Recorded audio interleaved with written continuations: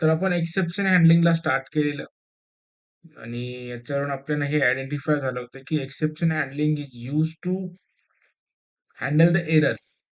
But कुठल्या टाईपचे एररचे run time येतात, जे सिस्टीमचे एरर असतात. तर टाइप्स ऑफ एरर आपण बघितलेले की अरिथमॅटिक एक्सेप्शन आहे, नल पॉइंटर एक्सेप्शन आहे, array out of bound index exception आहे. ओके. वेगवेगळे टाईपचे एक्सेप्शन्स आहेत. त्या एक्सेप्शनला आपण हँडल करू शकतो. त्यासाठी आपल्याला एक ब्लॉक लिहावा लागतो. म्हणजे ट्राय कॅचचा ब्लॉक असतो. जिथेही आपल्याला वाटतंय की एरर येऊ शकते, तो ब्लॉक आपण ट्राय आणि कॅच मध्ये लिहून टाकणार. CATCH catch. ओके. ही एक CEPT आहे. एक्सेप्शन्स याचा एक ऑब्जेक्ट आपल्याला बनवता येईल. ऑब्जेक्टचे नाव काही पण ठेवता येतं. त्यानंतर इथे आयदर आपण तो ऑब्जेक्ट प्रिंट करता येईल किंवा तुम्हाला स्वतःचा मेसेज द्यायचा असेल तर तुम्ही युजर डिफाईन मेसेज सुद्धा देऊ शकता. आणि इथे आपला बाकीचा जो कोड आहे तो कोड तिथे येऊन जाईल. हे काल आपल्याला एक लक्षात आलं होतं आणि याचे आपण वेगवेगळे व्हेरिएशन बघितले होते की सपोज इथे आपण नॉर्मल एक्सेप्शन लिहिलं होतं आणि जनरली जो टाईपचा एक्सेप्शन येतो, ओके, तोच पर्टिक्युलर एक्सेप्शन जर आपण दिला तर तेवढाच एक्सेप्शन इथे हँडल होतो. ओके.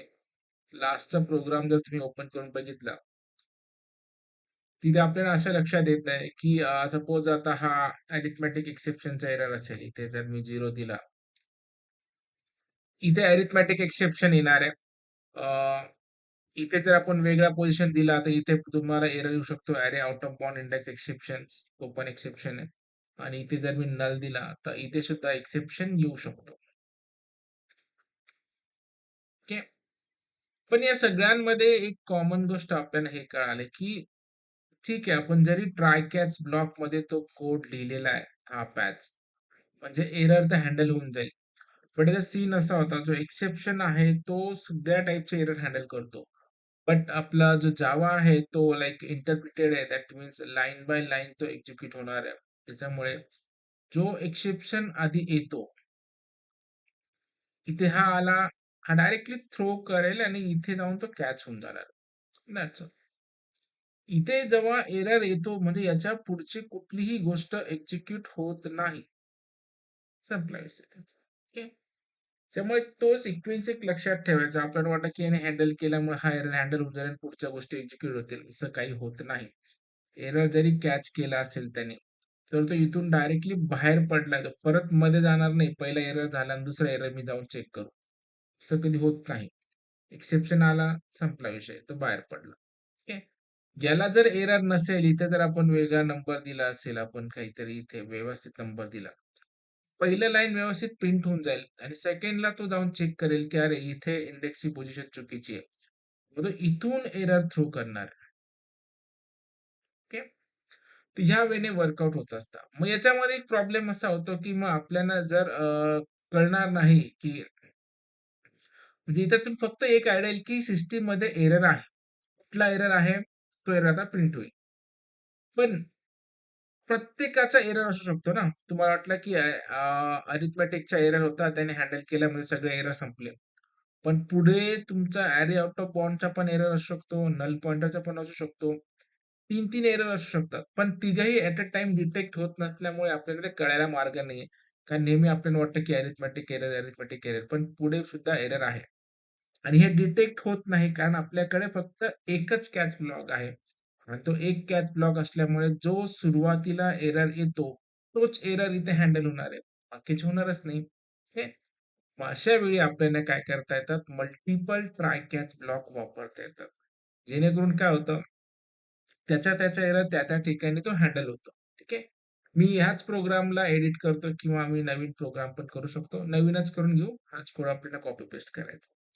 म्हणजे rather than using single try catch block, आता आपण मल्टिपल ट्राय कॅच ब्लॉक वापरणार आहे. सो दॅट जेवढे टाइपचे एरर्स असतील, सगळे एरर हँडल होतील. ओके. याच्यात प्रॉब्लेम काय आला, फक्त एका वेळी एकच एरर हँडल होईल just because of specific types of exception. Okay. आणि जो एरर आला तो एकदा कॅच झाला तर संपला, बाकीचं काही एक्झिक्युशन होणार नाही. पण हेच जर आपण 3-3 वेगवेगळे कॅचेस लिहिले, मल्टिपल ट्राय कॅच ब्लॉक जर लिहिले, तर तो एरर त्या ठिकाणी आपल्याला डिटेक्ट होऊ शकतो. आपल्याला तोच पार्ट आता आपल्याला करायचा आहे. ठीक आहे. चला मी नवीन प्रोजेक्ट घेतो, फाईल घेतो आणि त्या फाईलमध्ये जाऊन हे टाक. सो पॅकेज घेतला होता आपण एक्सेप्शन म्हणून. मी इथं मल्टी ट्राय कॅच म्हणून एक क्लास बनवतो. राईट क्लिक केलं, न्यू म्हटलं class. MUL multiple try CTH multiple try catch म्हणून करतो. मेन क्लासच लिहिणार आहे मी इथे. ठीक आहे. आता सिम्पली मला काय करायचं, मल्टिपल ट्राय कॅच ब्लॉक लिहायचे. सो मी हाच कोड ओपन करणार, इथून कॉपी करेल, इथे जाईल, ते पेस्ट करणार. फर्स्ट टाइम त्याच्यामध्ये फक्त मी एकच एरर ठेवला, तो म्हणजे आपला अरिथमॅटिक एक्सेप्शनचा. ठीक आहे. आणि मी इथे ऑब्जेक्टच प्रिंट करतो सध्या, पहिला एरर. देन इथे मी दुसरा करतो बघा. दुसऱ्या एरर मध्ये फक्त मी ठेवणार आहे array out of bound index exceptions. मी इथून तो ऑब्जेक्ट काढून टाकला.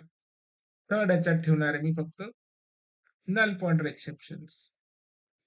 सो अशी तुम्ही काय करू शकतात, मल्टिपल जो पार्ट आहे हे मल्टी ट्राय कॅच ब्लॉक झाले. आपण मल्टिपल ट्राय कॅच ब्लॉक लिहितोय, म्हणजे जो एरर येईल ते एरर इथे हँडल होती, कुठल्याही ठिकाणी त्याला प्रॉब्लेम येणार नाही. ठीक आहे. आणि बघा आता याच्यामध्ये अजून एक इंटरेस्टिंग थिंग आपण करू, की इथे मी सिंपल स्टेटमेंट पण लिहितो. SYS पहिला एक्सेप्शन झाल्यानंतर नॉर्मल फ्लो 1 लिहितो मी इथे. नॉर्मल NORMAL नॉर्मल फ्लो 1 पहिला फ्लो. आधी एरर आला तर एरर हँडल होईल, मग फ्लो 1 एक्झिक्यूट होईल. सेकंड मध्ये पण एरर आला तर एरर हँडल होईल आणि line number flow second execute होईल. थर्ड याच्यात पण एरर आला तर एरर हँडल होईल, नाही तर आपला रेग्युलर फ्लो जो आहे 3 नंबरचा तो तिथे एक्झिक्यूट होऊन जाणार. आता आपण जर कोड जर ऑब्झर्व केला तर सगळ्यांमध्ये एरर, इथे नाही एरर आहे बघा. ठीक आहे, याला आपण न एरर ठेवू, म्हणजे हा प्रॉपर एक्झिक्यूट होईल. इथे एरर आहे आणि इथे पण एरर आहे. तर आपण रन जर केला तर नॉर्मल फ्लो 1 येईल का? येईल, कारण आपण एरर हँडल केलेला आहे. बघा आउटपुट बघा. पहिला प्रॉपर रन झाला डिवाइड, त्याचा आन्सर आला, नॉर्मल फ्लो 1. सेकंड याच्यात एरर होता अरे out of bound index exception, तो पण हँडल झाला, नॉर्मल फ्लो 2 एक्झिक्यूट झाला. थर्ड याच्यात एरर होता नल पॉइंटरचा, तो पण हँडल झाला, हे पण झालं. ठीक आहे. आता तिघाच्या तिघ एरर जरी आले तर तिन्ही एरर हँडल होऊ शकतात तिथे, कारण पण मल्टी ट्राय कॅच केलेलं आहे. सगळे एक्सेप्शन व्यवस्थित हँडल झालेले आहे. व्यवस्थित हँडल झाल्यामुळे कुठेही प्रॉब्लेम नाही आला, प्रॉपरली सगळे लाईन ऑफ एक्झिक्युशन होऊन गेले. जेव्हा तुम्हाला वाटतं की सिस्टीम मध्ये जेवढे एरर येणार आहेत सगळ्याच्या सगळे हँडल झाले पाहिजे, मग त्यावेळी मात्र आपण असे मल्टिपल ब्लॉक आपल्याला लिहिता येतील. आणि याचं काही डिस्टर्बन्स नाही होत पेशंट, एवढे ट्राय कॅच लिहितोय म्हणजे खूप कॉम्प्लिकेशन वाटेल. कॉम्प्लिकेशन ने उलट तो सिक्युअर वे होतो जर आपण ट्राय कॅच लिहिला तर. ठीक आहे. आता समजा की मी अरिथमॅटिकला आणि नल पॉइंटरला ना ट्राय कॅच लिहिल्या, बट पहिला जो पॅटर्न आहे अरिथमॅटिकला, म्हणजे ॲरेला आणि मी याला एक्सेप्शन लिहिलं, पण मी इथे पहिल्या ब्लॉकला ट्राय कॅच टाकायचं विसरून गेलो. ॲझ्युम करा. बघा आता आपण आधी integer is equal to 8 answer load झाला, answer is equal to 8 divide by 0 झाला आणि आपण आन्सर प्रिंट करतोय. आता मला सांगा, आपण दुसऱ्या आणि तिसऱ्या ब्लॉकला पूर्णपणे ट्राय कॅच लावलेला आहे, ते एरर व्यवस्थित हँडल पण होतील, नॉर्मल फ्लो पण 1 व्यवस्थित लिहिलेला आहे. आता मी प्रोग्राम जर एक्झिक्यूट केला तर आउटपुट मध्ये काय येईल, काय येऊ शकतं? एरर एरर शो होईल. कुठलंच काहीच एक्झिक्यूट होणार नाही. नाही, बिकॉज ती इंटरप्रिटेड लँग्वेज आहे ना. ओके, म्हणजे असं म्हणणं आहे की इथे येऊन तो एरर थ्रो करेल आणि त्याला कॅच करणारा कोणी नसेल, म्हणून त्याने पूर्ण अख्खा सिस्टीमच क्रॅश करून टाकेल. ठीक आहे. चला चेक करून बघू. आणि असंच व्हायला पाहिजे. ठीक आहे. बघा, एक ठिकाणी आपण ब्लॉक नाही वापरले आणि बाकीच्या सगळ्या ठिकाणी आपण ट्राय कॅच ब्लॉक लिहिले. अशा वेळी मात्र काय होऊ शकतं, तो पूर्णच्या पूर्ण सिस्टीम मध्ये पुढच्या गोष्टी एक्झिक्यूटच होणार नाही. संपला विषय. ओके. येतं लक्षात. म्हणून व्यवस्थित ठिकाणी असं लिहायचं. आणि आम्ही जनरली काय करतो माहिती का, आम्ही सेफ साईड म्हणून ज्यांना असे व्यवस्थित एक्सेप्शन पाहिजे त्यांच्यासाठी पण आम्ही ब्लॉग बनवतो. प्लस पूर्ण start to end line number 1 पासून तर शेवटच्या लाईन पर्यंत अख्खा ब्लॉक ट्राय केस मध्ये लिहून टाकतो. म्हणजे इन बिटवीन चुकून कुठेही एक्सेप्शन आला तरी तोही हँडल होऊन जातो. ओके. म्हणजे कळायला मार्ग मोकळा होतो. पण जनरली बेस्ट वे हाच असतो, की तुम्हाला जिथे-जिथे वाटतंय, की एक्सेप्शन येऊ शकतात. कारण मी काल जो प्रोग्राम दाखवला होता, जेवढे कनेक्शन ओपन होते प्रत्येक ठिकाणी माझं ट्राय कॅच ओपन होतं. ओके. अशावेळी आपण मल्टिपल ट्राय कॅच हँडल करू शकतो.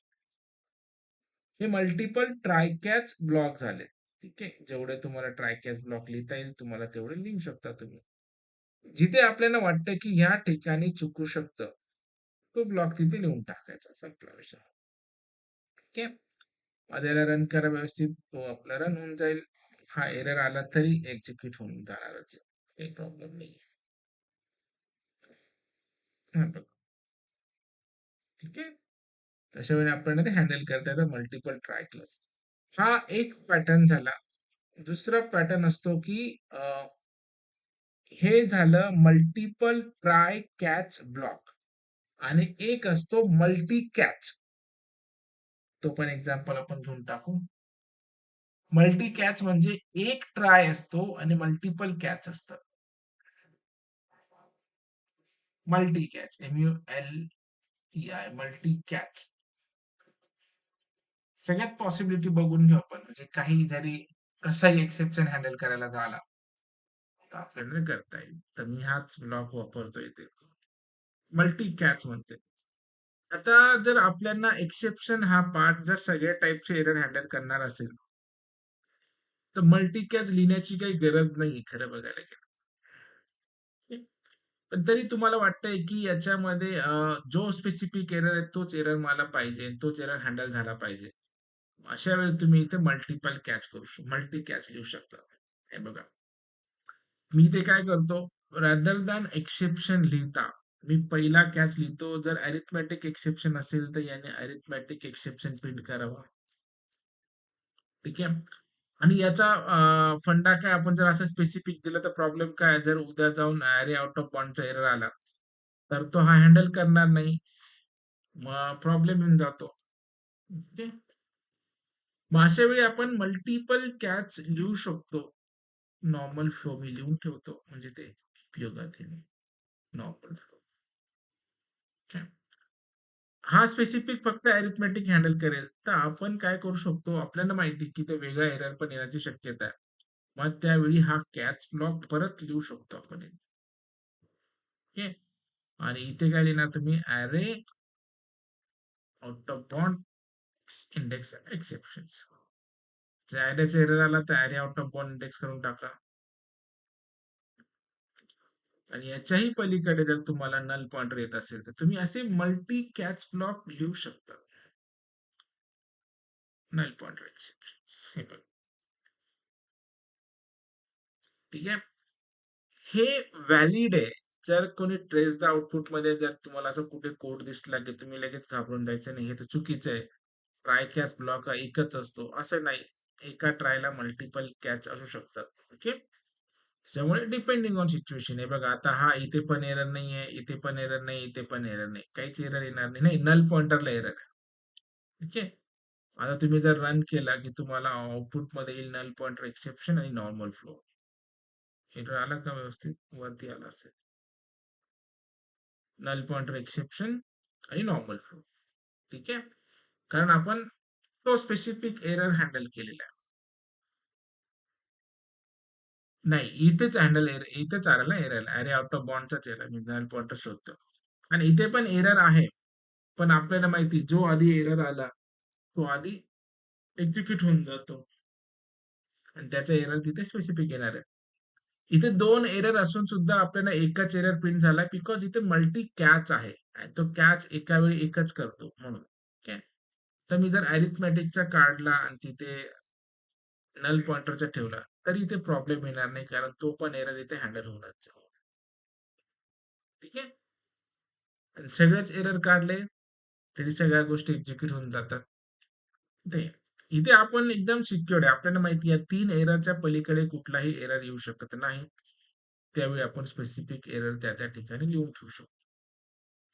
सहाय्यक पॅटर्न आहे असे पण एक व्हॅलिड असतं. जर लिहायचं असेल तर लिहू शकतो. आपल्याला नसेल लिहायचं तर आपण नॉर्मल रेग्युलर मेथड हाच आहे.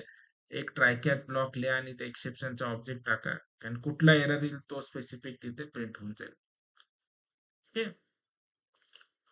फाईन. सो हा एक पार्ट होता आपल्याकडे मल्टी ट्राय कॅच आणि मल्टिपल ट्राय कॅच ब्लॉक आणि मल्टी कॅच हा एक पार्ट होता.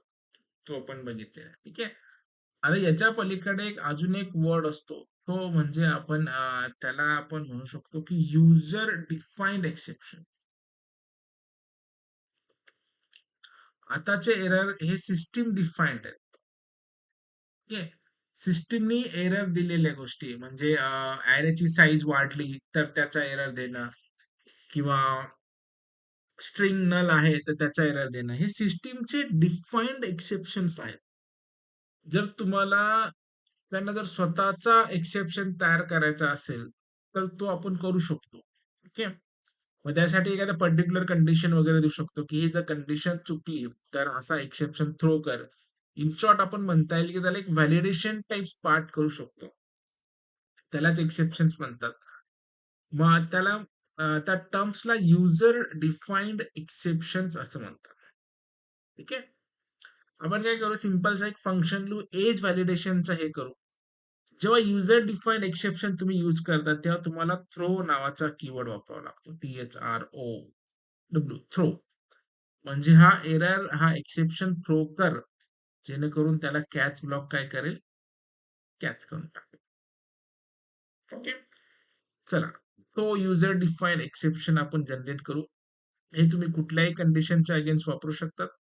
पण आता मी सध्या फक्त एजचं व्हॅलिडेशनचं करतो. नाव व्यवस्थित येतं मी त्याला user defined exception USERDFN user defined exception main class मध्ये लिहिणार आहे आपलं. इथे आपण सिंपल काय करू एक क्लास क्रिएट करून घेऊ. क्लास मेन क्लास मध्ये लिहिलं तरी चालेल काही प्रॉब्लेम नाही. मी इथे एक मेथड डिफाईन करतो. स्टॅटिक मेथड कारण मेन क्लास मध्येच करतोय. नाही तुम्हाला अजून एक सिंपल क्लास करून घ्यावा लागेल. पण काही गरज नाही. मी ते एक स्टॅटिक एज व्हॅलिडेशन म्हणून आपण करूया. Static void age val. ठीक आहे. आणि याच्यामध्ये मला एक इंटिजर एज लागणार. एज व्हॅलिडेशन करेल काय आपण इथे एक कंडिशन लावू. आता इलेक्शन आहे तर आपण वोटिंगच हे करून टाकू. जर इफ तुमचं एज लेस दॅन 18 असेल तर आपल्याला एक एरर थ्रो करायचा. आणि तो थ्रो कसा करणार आहे THROW थ्रो हा एक्सेप्शन हँडलिंग मधलाच एक रिझर्व कीवर्ड आहे थ्रो नावाचा. थ्रो काय करायचं एक नवीन एक्सेप्शन थ्रो कर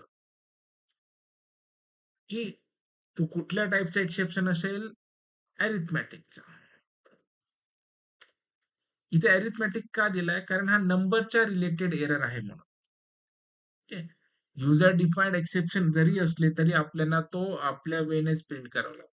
म्हणजे बिल्ट इन एक्सेप्शनच्या टाईप मध्ये प्रिंट करावा लागतो. फक्त आपण इथे मेसेज देताना आपल्या मेसेज देऊ म्हणजे जेणेकरून ते युजर डिफाईन्ड मेसेज सारखं फील होईल. ओके. इनव्हॅलिड एज म्हणून मी देतो इनव्हॅलिड एज. ओके. सिंपलचं एक फंक्शन घेतलंय एज व्हॅलिडेशन म्हणून त्याला एक पॅरामीटराइज फंक्शन आहे. तो एज ऍक्सेप्ट केला कम्पेअर केला जर एज लेस दॅन 18 असेल तर तो एक थ्रो करेल एक्सेप्शन कुठला अरिथमॅटिक एक्सेप्शन काय एरर म्हणून इनव्हॅलिड एज. नाहीतर ELSC एल्स पार्ट मध्ये जाऊन आपण काय करणार आहे सिम्पली हे लिहून टाकू जे मेसेज द्यायचे welcome to vote or valid age किंवा वेलकम टू वोटिंग टाका.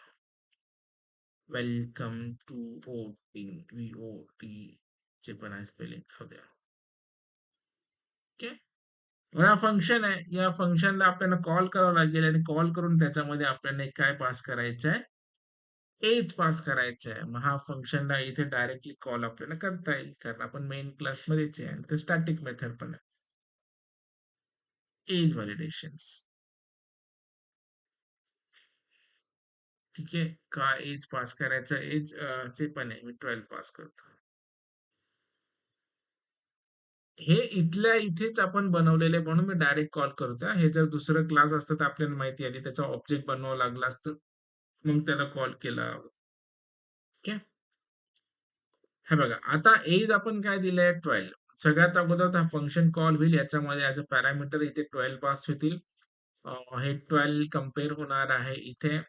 फ्लो समजतोय ना? नॉर्मल फ्लोच आहे आपला रेग्युलर ॲज युजुअल. सगळ्यात अगोदर मेन क्लास एक्झिक्यूट होतो. सो मेन क्लास एक्झिक्युशनला येईल. सेट एज हा फंक्शन आहे. मग तो हा फंक्शनला इथे कॉल करेल. ठीक आहे. तो फंक्शन पॅरामीटर आज आहे म्हणून इथे 12 जो पास केला हा 12 पास होईल इथे. मग एजच्या ठिकाणी 12 जाईल. 12 is less than 18 condition is true. True झाल्यानंतर हा थ्रो करेल एक अरिथमेटिक एक्सेप्शन तो म्हणजे इनव्हॅलिड एजचा. सिंपल. चला रन करून बघू याला. राईट क्लिक केलं मी. रन ॲज म्हणणार आहे. जावा ॲप्लिकेशन्स. काय झालं? काहीच नाही झालं. वरती एरर आला असेल. हो. काहीच नाही आलं.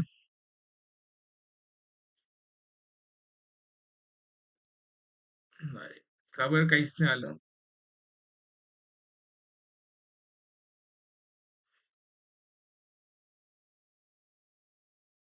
सिंपलचं फंक्शन लिहिलं. अरे आपण फक्त थ्रो करून टाकलंय. त्याला कॅच केलंय का कुठे? कॅच केलंच नाही ना कुठे आपण प्रिंट केलंय. तर तो कसं काय प्रिंट होणार आहे? आपल्याला तो एरर प्रिंट पण करायचा आहे. मग अशा वेळी जो एरर तुम्ही थ्रो केलेला आहे, तो थ्रो केलेला एरर तुम्हाला कुठे ना कुठे कॅच पण करणं गरजेचं आहे. ठीक आहे? म्हणून आपण हा पूर्ण ब्लॉक जो आहे तो कशात लिहिणार आहे? ट्राय कॅच मध्ये. याने एरर फक्त थ्रो होऊन जाईल. तो प्रिंट होणारच नाही. कारण प्रिंट करण्यासाठी त्याला कॅच करावं लागेल. सो इथे मी काय देणार आहे? ट्राय आणि catch block. TRY opening brackets. याच्यानंतर अजून एक ब्रॅकेट लिहावं लागेल आय थिंक सो.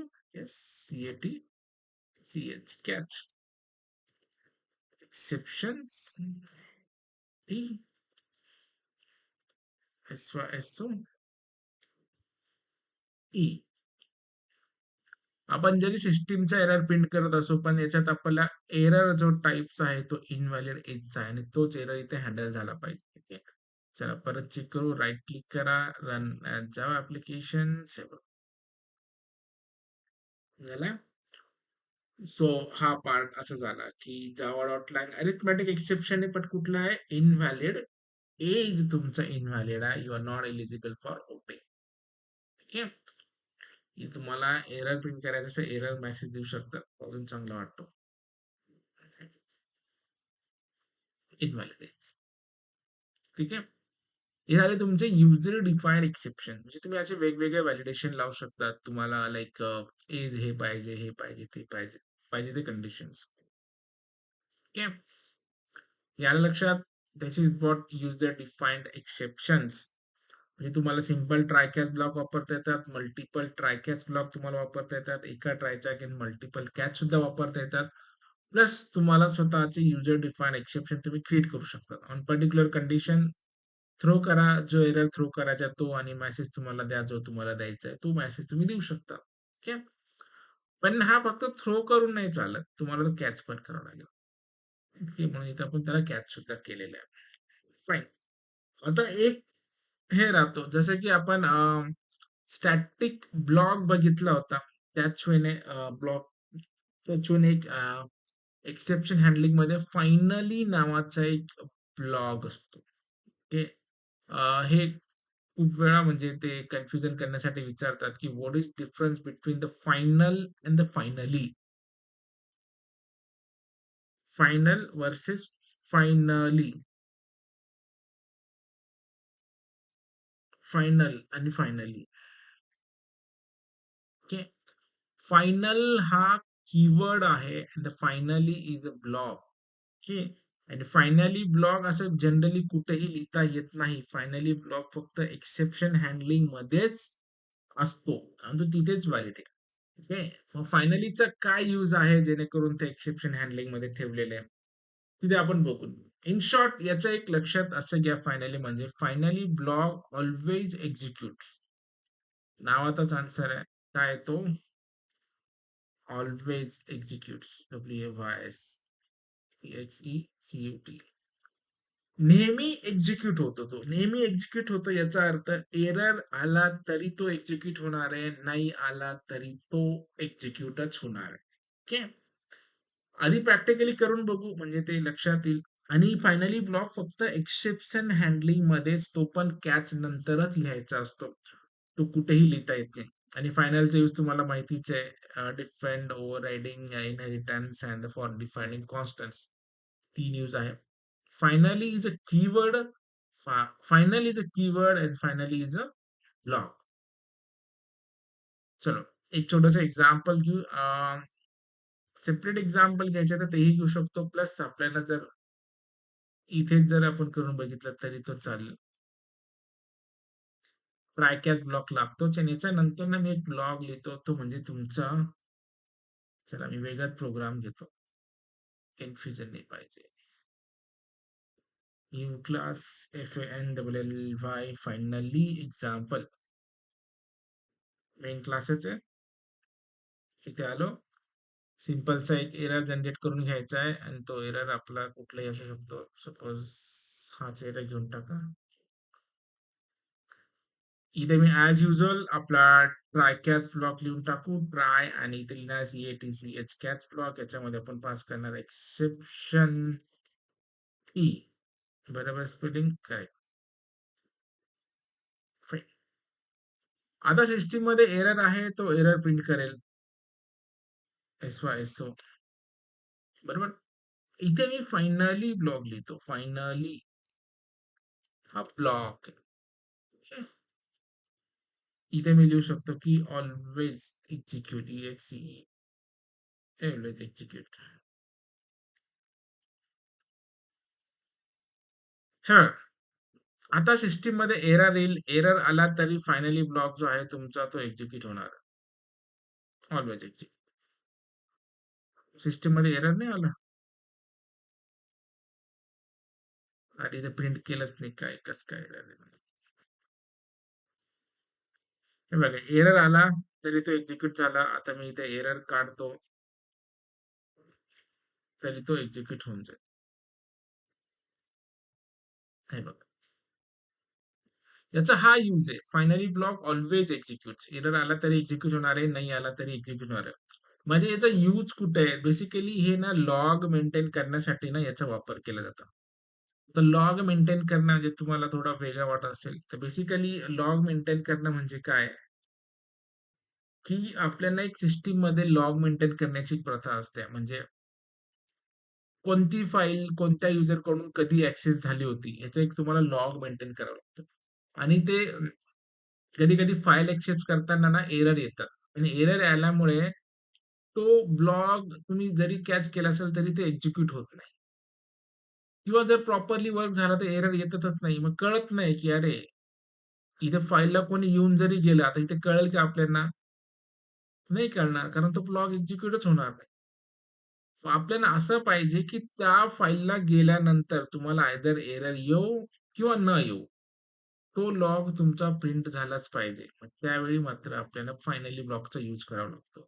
म्हणजे सिस्टीम तुमची क्रॅश जरी झाली तरी तुमचा फायनली ब्लॉक हा एक्झिक्यूट होऊनच जातो. हे आपल्याला एक कॉन्फिडन्स असतं. म्हणून आपण एक कळून जातं की अरे लास्ट ह्या फाईल ऍक्सेस झाला होता आणि इथे ऍक्सेस केल्यानंतरच सिस्टीम क्रॅश झाली किंवा फाईल क्रॅश झालं. ठीक. मग अशी एक गोष्ट पाहिजे होती जी एरर आला तरी एक्झिक्यूट होईल, नाही आला तरी एक्झिक्यूट होईल आणि तो ब्लॉक म्हणजे तुमचा फायनली ब्लॉक असतो. ठीक आहे. आणि फायनली ब्लॉक फक्त ट्राय कॅच मध्येच वापरता येतात, तो पण आफ्टर कॅच ब्लॉक. हा त्याचा यूज आहे फायनली ब्लॉकचा. ठीक आहे. आलं लक्षात? तर एवढं ट्राय कॅच आणि एवढं जरी माहीत असलं एक्सेप्शन हँडलिंग म्हटलं तर मोर दॅन इनफ. याचा आपण खूप वेळेने डायरेक्टली, इनडायरेक्टली खूप ठिकाणी याचा यूज होऊनच जातो. ठीक आहे. सिंपल एक्सेप्शन हँडलिंग काय आहे? रन टाईम एरर हँडल करण्यासाठी वेगवेगळ्या टाइपचे एरर आहे. प्रत्येक एरर लक्षात ठेवायची गरज नाहीये. सिंपल तुम्ही एक्सेप्शन लक्षात ठेवलं तरी चालेल. बट कॉमनली जर कोणी विचारलं की कशा टाइपचे एरर येऊ शकतात, तर 2-4 नावं आपल्याला माहिती पाहिजे. जसं की नल पॉइंटर आहे, array out of one index आहे. फाइल नॉट फाउंडचा एक्सेप्शन पण असतो. अरिथमेटिक एक्सेप्शन्स हे टाइप्स ऑफ एक्सेप्शन्स आहेत. या सगळ्यांचं एक कॉमन एक्सेप्शन म्हणजे एक्सेप्शन्स. सिंगल ट्राय कॅच तुम्ही वापरू शकतात. मल्टिपल ट्राय कॅच तुम्ही वापरू शकतात. एका ट्रायला मल्टी कॅच पण असू शकतात. आणि आपण स्वतःचे युजर डिफाइन्ड एक्सेप्शन थ्रो करू शकतो आणि ते हँडल पण करू शकतो. आणि प्लस एक असा ब्लॉक पण आहे एररमध्ये जेणेकरून तुमचा कोड जो तो एरर आला तरी एक्झिक्यूट होईल, नाही आला तरी तो एक्झिक्यूट होऊन जाणार आहे. ओके. असा पार्ट जर तुम्हाला एक्झिक्यूट करायचा असेल तर then you have to use the finally block. Okay. It is sufficient for understanding the exception handling. Nothing more than this. आता याच्यापेक्षा जास्त याच्यात वेळ द्यायचा नाही. कुठेही काय विचारलं की एवढं नॉलेज असणं इट्स मोर दॅन इनफ. मी एवढं 8-10 वर्षापासून वापरतो याच्यापेक्षा जास्त गरज पडलीच नाही. It's simple as usual. ठीक आहे. सो हे होतं आपलं अरे एक्सेप्शन हँडलिंग्स इन जावा.